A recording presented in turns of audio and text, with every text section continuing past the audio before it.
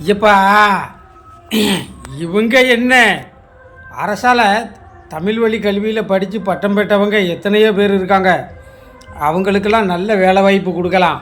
அரசு துறையில், வருவாய்த்துறையில் வேலை போட்டு கொடுக்கலாம். மருத்துவத்துறையில் மருந்தாளுநர் பதவிக்கெல்லாம் அந்த எத்தனை பேர் காலி இடங்கள் இருக்குது. அந்த கெமிக்கல், அந்த கெமிஸ்ட்ரி படித்தவங்களுக்கு அழகாக வேலை போட்டு கொடுக்கலாமே. தமிழ் வழியில் படித்த டிகிரி முடித்தவங்க எத்தனை பேர் இருக்காங்க.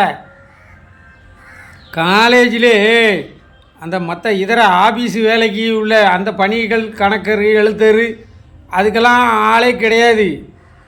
சரி, இதுதான் இப்படி பிரச்சனை இருக்குது அப்படின்னா, மாணவர்கள் இந்த உயர்ந்த படிப்பு படிக்க போகிறாங்கல்ல, பிஹெச்டி தமிழில், அந்த டாக்டர் படிப்பு, பேராசிரியர், அது அந்த கர்மம் படிக்க போகிறவனுக்கு தமிழே வாசிக்க தெரியலப்பா. இப்படி இருக்குது தமிழ் தகுடு தத்தம். தமிழையாவது நல்ல தெளிவாக சொல்லி கொடுங்களேன். அதுவும் இல்லை. ஒரு காலேஜில் பிஹெச்டி படிப்பு படிக்க போகிறவனுக்கு தமிழ் நல்லா படிக்க தெரியல. நான் படிக்காத பையன், நான் கேட்குற கேள்விக்கு அவனால் பதில் சொல்ல முடியல. பேந்த முழிக்கான். இப்படி போகிறவனை வச்சு என்ன செய்ய முடியும்? இவன் எந்த தமிழில் என்ன ஆராய்ச்சியை படிக்க போகிறான்? அகநானூறு, புறநானூறு, 10 பாட்டு, 8 தொகை, குறுந்தொகை, அந்த தொகை, இந்த தொகை, 1 2 இவனுக்கு எங்கே தாலியாக தெரியும்?